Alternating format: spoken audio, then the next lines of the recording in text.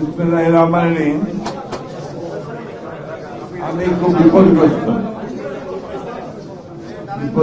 এই জন্যে যে আমার আগে যিনি বক্তব্য রাখলেন, কথা বললেন, উনি হচ্ছেন কথার জাদুকর। আজ থেকে না, বহু আগে থেকেই আমি তাকে এই বিশেষণে আপনার সঙ্গে বিশেষায়িত করি।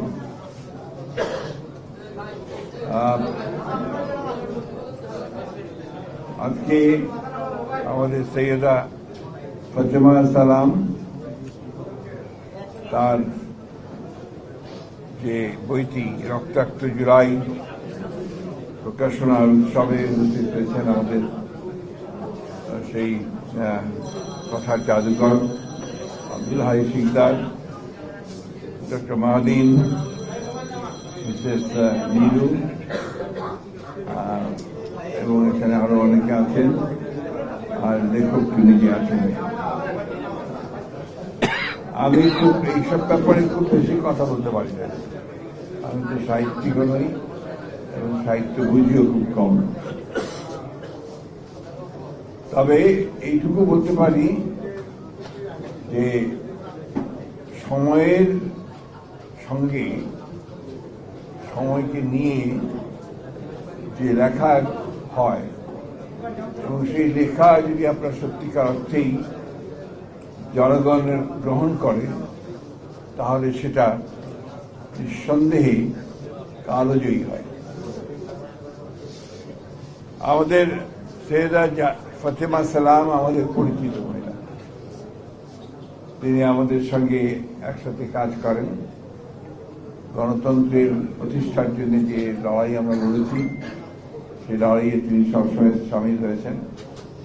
তার আরেকটা পরিচয়, যেটা সবাই বলে যে সালাম সাহেবের স্ত্রী, আমি সেটা বলতে চাই না। তার নিজস্ব একটা পরিচয় আছে। এই পরিচয়টা হচ্ছে তিনি লেখিকা, তিনি কবি, তিনি একজন সংগ্রামী রাজনৈতিক কর্মী। আমি বইটি পড়ার সুযোগ পাইনি, তবে এখানে এসে যতটুকু দেখেছি তাতে আমাদের কবি আব্দুল হাই সিকদার সাহেব যে কথাগুলো বললেন, এই কথাগুলোই তার জন্য সবচেয়ে বেশি প্রযোজ্য। উনি যখন আমেরিকাতে ছিলেন, তখন একদিন তার সঙ্গে আমার কথা হয়েছিল। আমি তাকে তখনই অনুরোধ করেছিলাম যে ভাবি আপনি লেখেন। আমি হাই সিকদারের সঙ্গে এর আগেও আরোপ করেছি যে এই জুলাই বা আগস্টের যে রক্তাক্ত যে ঘটনাবলী এবং যে সংগ্রাম, যে লড়াই, এ নিয়ে আসলে খুব বেশি লেখা আমাদের চোখে পড়ে না। আপনি দেখেন যে 52 সালের ভাষা আন্দোলনের উপরে অনেক লেখা হয়েছে এবং কতগুলো লেখা আছে যেগুলো কালজয়ী লেখা, কবিতা,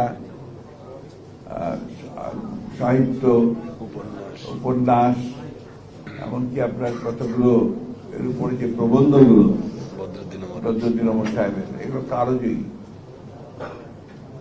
গান, আমার ভাইয়ের রক্তে রাঙানো 21শে ফেব্রুয়ারি, আমি কি বলিতে পারি, এটা কিন্তু এখনো আমরা কেউই বলি না।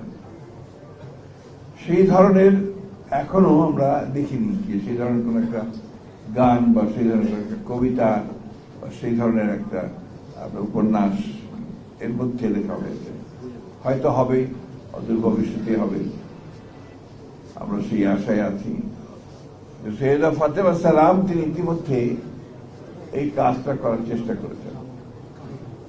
আমি কিছুক্ষণ আগেই ভাই সাহেবকে বলছিলাম যে আমাদের তো সরকারের অনেকগুলো প্রতিষ্ঠান আছে, সংস্কৃতি মন্ত্রণালয়ের অনেকগুলো বিভাগ আছে, এটার উপরে কিন্তু তারা কাজটা করার উদ্যোগ নিতে পারতেন। দেশের বরেণ্য সাহিত্যিক যারা আছেন তাদেরকে টাস্ক দিতে পারতেন, দায়িত্ব দিতে পারতেন এই কাজগুলো করার জন্য। দুর্ভাগ্যজনক ভাবে আমরা এখন পর্যন্ত সেই কাজটা দেখিনি। আমি এই সময়ে, যে সময়টা আমরা অপেক্ষা করছি যে একটা গণতন্ত্রের উত্তরণের রোড ম্যাপ আমরা পাবো। আমরা যদিও নির্বাচন কমিশন গতকাল রোড ম্যাপ দিয়েছে, সেই রোড ম্যাপের জন্য অপেক্ষা করছে সবাই। এখন এটাকে ঠিকমতো রাজনৈতিক দলগুলো, প্রতিষ্ঠানগুলো, সরকার যদি এগিয়ে নিয়ে যায়, তাহলে আমরা একটা মোটামুটি ভাবে একটা লক্ষ্যে পৌঁছাতে পারবো। আমি কয়েকদিন আগে আমার কিছু হতাশার কথা বলেছিলাম। এটা নিয়ে আমার যারা কাছের মানুষ তারা আমাকে কিছু ভর্ৎসনা করেছেন যে আপনি হতাশার কথা বলবেন কেন, আমরা তো আপনার কথায় ইন্সপায়ার্ড হই, অনুপ্রাণিত হই। আমি তাদের বলেছিলাম যে যখন এই বয়সে এসে আমি দেখি যে আমার যে এতদিনকার যে স্বপ্ন, যে লড়াই, যে সংগ্রাম আমাদের, সেটা কেন জানি ম্লান হয়ে যাচ্ছে কিছু দুর্বৃত্তের কারণে, তখন স্বাভাবিকভাবেই একটা হতাশা আসতে পারে। আমরা জানি যে রাজনীতিতে অবশ্যই মতভেদ থাকবে, রাজনীতিতে বিভিন্ন রকম চিন্তা থাকবে, মত থাকবে, কিন্তু এখন যে পরিবেশটা আমাদের আছে, এই পরিবেশটাতে আমাদের জনগণ কিন্তু অত্যন্ত বিভ্রান্তির মধ্যে পড়ে যাচ্ছে। আমরা আপনার লক্ষ্য করে দেখবেন, মানুষকে জিজ্ঞেস করলে মানুষ বলে নির্বাচন হবে তো। এই যে একটা আপনার এক ধরনের শঙ্কা, আশঙ্কা এবং এক ধরনের আপনার হতাশা এসে যায় যে হবে তো। আমি যেটা বলি সবসময় যে নির্বাচন হবেই, এবং যে ঘোষণা দেওয়া হয়েছে সেই সময়টাতেই হবে। এই কারণে যে এর কোনো বিকল্প নেই। আজকে যদি নির্বাচন বন্ধ করা হয় বা নির্বাচন না হয়, তাহলে এই জাতি প্রচন্ড রকমের ক্ষতিগ্রস্ত হবে এবং ফ্যাসিবাদের ফিরে আসার সম্ভাবনা অনেক বাড়বে। আপনারা নিশ্চয়ই লক্ষ্য করছেন যে বিভিন্ন খান থেকে বিভিন্ন সময় অনেকেই চেষ্টা করছে এই ফ্যাসিবাদকে নিয়ে আবার কথা বলার জন্য, এবং বিদেশেও আপনার এটা নিয়ে কাজ হচ্ছে। তাই নির্বাচনটা খুব দ্রুত দরকার, সে কথাগুলো আমরা বারবার বলেছি, এবং আমরা মনে করি যে একটা অবাধ, সুষ্ঠু, নিরপেক্ষ নির্বাচনের মধ্য দিয়েই আমরা আমাদের যে কাঙ্ক্ষিত লক্ষ্য, গণতান্ত্রিক রাষ্ট্র ব্যবস্থা, সেই রাষ্ট্র ব্যবস্থায় আমরা যাওয়ার সুযোগ পাব। ডক্টর মাহাদিন যে কথাগুলো বলেছেন অত্যন্ত বাস্তবসম্মত কথা, যে আমরা সংস্কার করছি। সংস্কারের কথা তো প্রথম বিএনপি বলেছে। বাংলাদেশের যা কিছু পরিবর্তন, শুরু পরিবর্তনের কিন্তু আপনার বিএনপির মাধ্যমে। বাংলাদেশের জন্মের শুরুতেই তো আপনার যে মুক্তিযুদ্ধের ঘোষণা শহীদ প্রেসিডেন্ট জিয়া রহমানের কাছ থেকে আসে, পরে বিএনপি প্রতিষ্ঠা করেছিলেন। এই জিয়া রহমান সাহেব যখন বিএনপি প্রতিষ্ঠা করেন, তখন একদলীয় শাসন ব্যবস্থা থেকে তিনি কিন্তু বহুদলীয় গণতন্ত্র নিয়ে এসেছিলেন। এই জিয়া রহমান সাহেবই মিডিয়া স্বাধীনতা, জুডিশিয়ারির স্বাধীনতা নিশ্চিত করেছিলেন। এই জিয়া রহমান সাহেবই কিন্তু অর্থনীতিতে মুক্ত বাজার অর্থনীতির প্রবর্তন করেছিলেন, এবং যার ফলে আমরা একটা পরিবর্তন অতি দ্রুত দেখতে পেয়েছি। এরপরে আমাদের নেতৃত্বে সচিব এবং খালেদা জিয়া, তিনি প্রেসিডেন্সিয়াল ফর্ম অফ গভর্নমেন্ট থেকে পার্লামেন্টারি ফর্ম গভর্নমেন্টে নিয়েছেন। নারী শিক্ষার একটা বিশাল রকমের রিফর্ম তিনি করেছেন, পরিবর্তন তিনি করেছেন, এবং অর্থনীতিকে তিনি সেই সময় এমন একটা চমৎকার জায়গায় নিয়ে যেতে সক্ষম হয়েছিলেন, যেখানে বলা হয়েছিল বাংলাদেশ যে ইমার্জিং টাইগার, একটা উদীয়মান বাঘ, এই বিষয়গুলো আমাদের কিন্তু বারবার বলা উচিত এই জন্যে যে এই কথাগুলোকে ঢাকা দিয়ে যাচ্ছে। কিছু কিছু প্রচারণা চালানো হয় এমন ভাবে যে বিএনপি সংস্কারের বিরোধী। বাংলাদেশে যা কিছু সংস্কার হয়েছে এখন পর্যন্ত বিএনপির হাত দিয়ে হয়েছে। এই বিষয়গুলো আমাদেরকে মাথায় রাখতে হবে। আর দুর্ভাগ্যজনক ভাবে কতগুলো রাজনৈতিক দল তারা মিথ্যা প্রচারণা, ভুল প্রচারণা করে বিএনপিকে হেয় প্রতিপন্ন করতে চায়। আমরা যারা বিএনপির সঙ্গে জড়িত, যারা বিএনপির কর্মী, শরীর, নেতা, তাদের কাছে আমার একটাই অনুরোধ, এই সুযোগটা অন্যকে কাউকে দেবেন না যেখানে তারা বলতে পারে যে বিএনপি কোন খারাপ কাজ করছে। এটা খুব জরুরি। আপনারা মনে করবেন না যে আপনারা ক্ষমতায় চলে এসেছেন, এটা অনেকেই মনে করছে বলে ওই দুর্বৃত্তায়ন গুলোকে তারা নিয়ন্ত্রণ করতে পারছেন না। এখনো আপনারা ক্ষমতায় কাছেও আছেন, অনেক চক্রান্ত আছে, ষড়যন্ত্র আছে, সেগুলোকে ওভারকাম করে আপনাদের ঐক্য দিয়ে, আপনাদের ভালো কাজ দিয়ে আপনাদেরকে কিন্তু জনগণের কাছে যেতে হবে। আমি কথাগুলো আজকে এই জন্য বলছি, এই বইটি যে লেখা হয়েছে, তিনি কিন্তু একজন রাজনৈতিক কর্মীও, এবং ঘটনার উপর লিখছেন, পুরো ঘটনাটা হচ্ছে রাজনৈতিক ঘটনা। ওই যে জুলাই আগস্টের ওপরে এখন সবাই জোর দেয়। সত্য কথা যে জুলাই আগস্টে আপনার ছাত্ররা, তরুণরা বেরিয়ে এসে তারা আন্দোলন শুরু করেছে। কিন্তু আন্দোলনের শেষ দিনগুলোতে শুধু ছাত্ররাই ছিল না, শ্রমিক, কৃষক, মধ্যবিত্ত, চাকরিজীবী, সমস্ত, এমনকি আমাদের মা বোনেরা বেরিয়ে এসেছে। এবং সেই জন্যই জুলাই আগস্টের সম্ভব হয়েছিল ফ্যাসিবাদকে সরানো। আমি বক্তব্য বাড়াবো না। আজকে হচ্ছে আপনার শুক্রবার, সবাই আমরা নামাজের জন্য চলে যাব।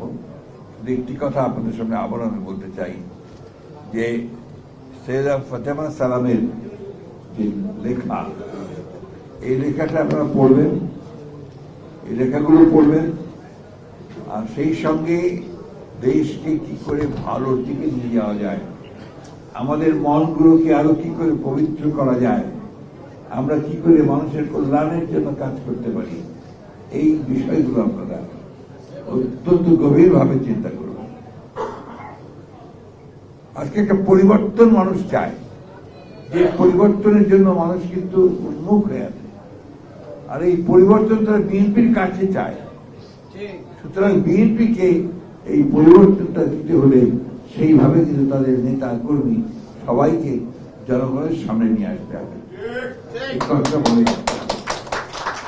আসুন আমরা সেই লক্ষ্যে আমরা সামনের দিকে এগিয়ে যাই। আমি বারবার বলেছি, আমরা সবাই জানেন যে আমরা এই গণতন্ত্রের উত্তরণের জন্য আমরা 15 বছর ধরে লড়াই করেছি। এই গণতন্ত্রের উত্তরণের জন্য আমাদের নেত্রী দেশনেত্রী বেগম খালেদা জিয়া, তিনি 6 বছর কারাগারে ছিলেন, এবং কি কষ্ট তিনি পেয়েছেন তা আমরা সবাই জানি, তাই না? আমাদের নেতা তারেক রহমান সাহেব, তিনি 15 বছর 16 বছর ধরে নির্বাসিত বিদেশে অবস্থান করেছেন। আমাদের অসংখ্য নেতা গুম হয়ে গেছে, গুম। ওই পরিবারগুলোর কথা আপনারা সবাই অনেকেই জানেন, তারা মাঝে মাঝে সামনে আসে, আপনাদের সামনে কথা বলে। তাদের বাচ্চারা যখন তাদের চোখের পানি পড়ে, তখন আমরা চোখের পানি রাখতে পারি। আজকে ওই যে আমাদের ত্যাগ শিকার, এই ত্যাগকে আমাদেরকে অবশ্যই মূল্যায়ন করতে হবে। আপনার যে একটা কবিতা আছে না, বীরের এই রক্তস্রোত, মায়ের অশ্রুধারা, মায়ের এই অশ্রুধারা, এর যত মূল্য তাকে ধরার তুলায় হবে হারা। তাকে ধরার তুলায় হবে হারা। বিশ্বের ভান্ডারী সুদিবে নারী। কবিবর সেই কবিতা বলছেন। আসলে কবিতা এটা, এগুলো আমাদেরকে খুবই তাড়িত করে, তাড়িয়ে নিয়ে বেড়ান। আমি বলছিলাম যে আসলে এখন মাঝে মাঝে মনে হয় যে সারাটা জীবন কি আমাদের ব্যর্থ হয়ে যাচ্ছে। বাংলাদেশকে আমরা দেখতে চাই কিন্তু একটা সফল দেশ হিসাবে, ফেইল্ড স্টেট হিসাবে নয়। আর এই প্রেসিডেন্ট জিয়াউর রহমান সাহেবের উনি যদি না থাকতেন তাহলে কিন্তু বাংলাদেশ ফেইল্ড স্টেট হয়ে যেত। গণতন্ত্রকে আজকে আমরা সেই জায়গায় নিয়ে যেতে চাই যে জায়গায় গণতন্ত্র সত্যিকার অর্থেই জনগণের কল্যাণের জন্য কাজ করতে পারে। মুষ্টিগত লোক, গুটিগত লোকের উন্নয়ন কোন উন্নয়ন নয়। সমগ্র মানুষের, কৃষক, শ্রমিক, মেহনতি মানুষের উন্নয়ন যখন হবে তখনই আপনার সেই উন্নয়নটা সংগ্রামটা সফল হবে। কালকে একজন বিখ্যাত সম্পাদক মহোদয়ের সঙ্গে আমার রাতে একটা আলোচনা চলছিল। সেখানে তিনি যে কথা বললেন সে কথা আমার খুব পছন্দ হয়েছে।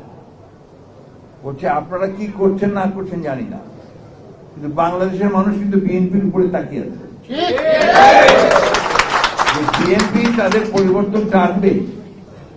বিএনপি এই ফ্যাসিবাদ যে ধ্বংস করে দিয়ে গেছে অর্থনীতি, সমাজকে, স্বাস্থ্য ব্যবস্থা, শিক্ষা ব্যবস্থা, এগুলো পরিবর্তন বিএনপি নিয়ে আসবে, এটা কিন্তু মানুষের আশা।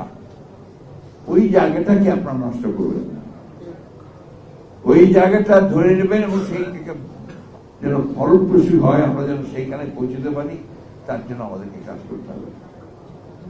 আমি আবারও আপনাদেরকে অনুরোধ করব যে আমরা সবাই একটা বিষয়ে ঐক্যবদ্ধ হই, যে আমরা আমাদের দেশের মানুষের যে আশা, যে প্রত্যাশা, স্বপ্ন, সেটাকে আমরা বাস্তবায়িত করার জন্য আমরা যারা বিএনপির কর্মী আছি তারা সবাই একযোগে কাজ করব।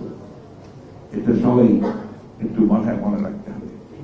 আর একটা কথা মনে রাখবেন, একটা ষড়যন্ত্র চলছে। সেই ষড়যন্ত্র হচ্ছে যে এই মধ্যপন্থা রাজনীতি, উদারপন্থী রাজনীতি, উদারপন্থী গণতন্ত্র তাকে সরিয়ে দিয়ে একটা উগ্রবাদের রাজনীতিকে নিয়ে আসা বাংলাদেশে, এটাও বাংলাদেশের জন্য চরম ক্ষতিকর হবে। আমাদেরকে সেই জন্য এই উদারপন্থী গণতন্ত্রকে প্রতিষ্ঠা করবার জন্য ঐক্যবদ্ধ হয়ে কাজ করতে হবে। ধন্যবাদ সকলকে, ধন্যবাদ আমাদের সুযোগ করে দিয়েছে একটা ব্যতিক্রমী অনুষ্ঠানে আসার জন্য, এবং সেই সঙ্গে আমাদের কথার জাদুকর আব্দুল হাই কথা শুনে